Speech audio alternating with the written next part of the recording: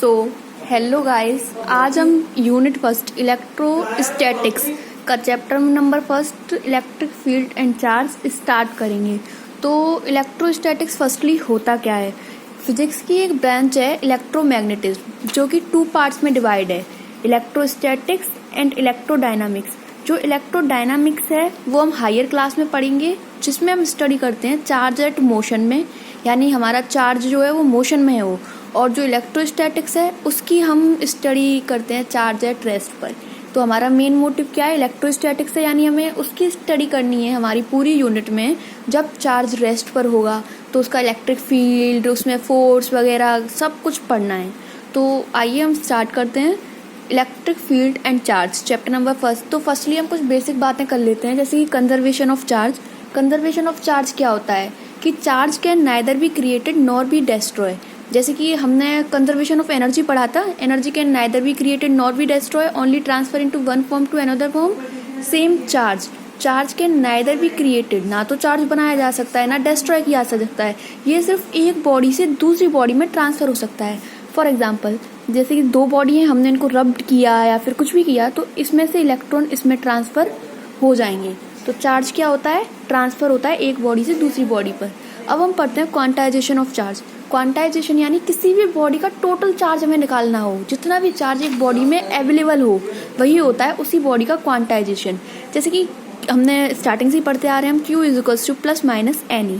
Q होता है quantization यानी टोटल चार्ज, N यानी इंटीजर, E यानी चार्ज ऑन 1 इलेक्ट्रॉन। 1 इलेक्ट्रॉन पर चार्ज कितना होता है आप सब जानते होंगे, 1.67 × 10⁻⁻19 कूलाम। चार्ज की यूनिट कूलाम। अब देखो ये N जो है वो इंटीजर लेना, जैसे कि 1, 2, 3, 4, 5 डैश N। कभी भी N 1/2 या 0.25, 7.5 यानी इसमें नहीं आता, क्योंकि इलेक्ट्रॉन्स क्या होते हैं हमारे, 1 इलेक्ट्रॉन, 2 इलेक्ट्रॉन। कभी आधा इलेक्ट्रॉन सुना है? नहीं सुना ना। तो हमारा हमेशा जो N जो होता है वो किस फॉर्म में होगा? इंटीजर्स की फॉर्म में होगा, 1, 2, 3 ETC जो भी हो।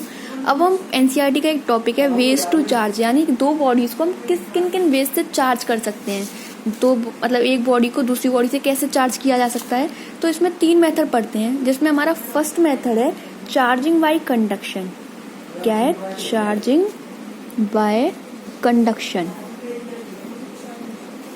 इसमें क्या होता है, हम 2 बॉडी का डायरेक्ट कांटेक्ट करते हैं। फॉर एग्जांपल, जैसे कि एक बॉडी ये है, इसमें मान के चलो इलेक्ट्रॉन्स क्या है? एक्सिस अमाउंट में, यानी इलेक्ट्रॉन्स ज़्यादा हैं। इलेक्ट्रॉन्स क्या है इसमें? एक्सिस अमाउंट में। ठीक है, हम दूसरी बॉडी लाएंगे जो कैसी होगी? न्यूट्रल, यानी उस पर चार्ज क्या होगा? 0। इस पर नेगेटिव चार्ज है, उस पर क्या होगा? 0। तो उस बॉडी को इसके पास लाकर इसके चिपका कर रख देंगे, डायरेक्ट कांटेक्ट में रख देंगे। तो इसमें से कुछ इलेक्ट्रॉन इसमें ट्रांसफर होंगे और इसको भी क्या बना देंगे? अगर यहाँ नेगेटिव है तो ये कौन से चार्ज बन जाएंगे? नेगेटिव चार्ज बॉडी बन जाएगी। जैसे कि इसका फाइनली जो डायग्राम होगा इस पर, हाँ एक बात जो नोट करने की है कि अगर ये दोनों body same material, same shape, same size की हो, तो इसमें जितना भी चार्ज है इसके कांटेक्ट के बाद इसमें आधा चार्ज रह जाएगा। जैसे फॉर एग्जांपल इस पे हो Q चार्ज और न्यूट्रल बॉडी पर चार्ज कितना होता है? 0। अगर ये दोनों सेम मटेरियल की हैं, सेम शेप की हैं, सेम साइज की हैं, तो जब इनको हटाएंगे तो इन पर चार्ज क्या हो जाएगा? Q/2, Q/2। ठीक है, तो अब हम इधर आ जाते हैं। तो अब ये बॉडी मान लो A थी, ये B थी, तो अब हमारी B भी क्या बन जाएगी? चार्ज बॉडी बन जाएगी।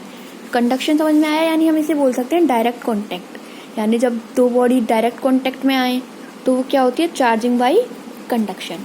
ठीक है, अब सेकंड हमारा होता है charging by induction. Charging by induction, इसमें क्या होता है? ये विदाउट कांटेक्ट किया जाता है। जैसे कि फॉर एग्जांपल हमारी इधर एक बॉडी रखी है जिस पर क्या है? एक्सिस ऑफ इलेक्ट्रॉन है, यानी ये चार्ज बॉडी है, इस पर है हमारे एक्सिस ऑफ इलेक्ट्रॉन। अब हमने क्या किया? एक बॉडी ली, एक न्यूट्रल बॉडी ली, न्यूट्रल हमें इस पर चार्ज लाना है, न्यूट्रल बॉडी ले ली और उसका नेम हमें रख दिया, क्या है? वो है A। हमारा जो मोटिव है वो है A को चार्ज करना, और हम इन दोनों को कांटेक्ट में नहीं ला रहे हैं, यानी जहाँ पर एक्सिस ऑफ इलेक्ट्रॉन है और ये जो A बॉडी है, इन दोनों को कांटेक्ट में नहीं ला रहे हैं। आप ऊपर देख सकते हो, जो एक्सिस बॉडी थी उसको हम इसके कांटेक्ट में लाए थे, दूसरी बॉडी को इधर कांटेक्ट में नहीं लाएंगे जब भी ये चार्ज होगा। कैसे होगा? जैसे कि न्यूट्रल बॉडी का मीन क्या होता है, जितने इलेक्ट्रॉन होंगे उतने ही प्रोटॉन। सपोज करो इसमें 3 इलेक्ट्रॉन है, 3 प्रोटॉन है। अब देखो ये नेगेटिव चार्ज है, तो इधर कौन सा चार्ज आना चाहिए? आई थिंक पॉजिटिव, क्योंकि negative positive attract each other. इसमें जितना भी पॉजिटिव चार्ज होगा वो किधर आ जाएगा? इधर साइड। और नेगेटिव चार्ज किधर आएगा? इधर साइड। तो अब हम क्या करेंगे, एक दूसरी बॉडी लेंगे बी, वो भी क्या होगी? न्यूट्रल होगी, उसको इसके कांटेक्ट में रख देंगे, जिससे क्या होगा, ये जो इलेक्ट्रॉन है वो इस बी बॉडी में क्या कर जाएंगे? जंप कर जाएंगे। अब फाइनली हम इन दोनों को और देखें तो इधर क्या हो जाएगा, जो ए बॉडी है उस पर हो गए तुम्हारे पॉजिटिव चार्ज, बी बॉडी है वो कैसी बन गई? Negative charge body. ठीक है, चार्जिंग बाय इंडक्शन समझ में आया? हमारा काम था बी को चार्ज करना, लेकिन हम ए को चार्ज करना, लेकिन हमको इधर अदर कंडक्टर की और जरूरत पड़ेगी बी की, जिसको इसके कांटेक्ट में रखा जाएगा। It's clear?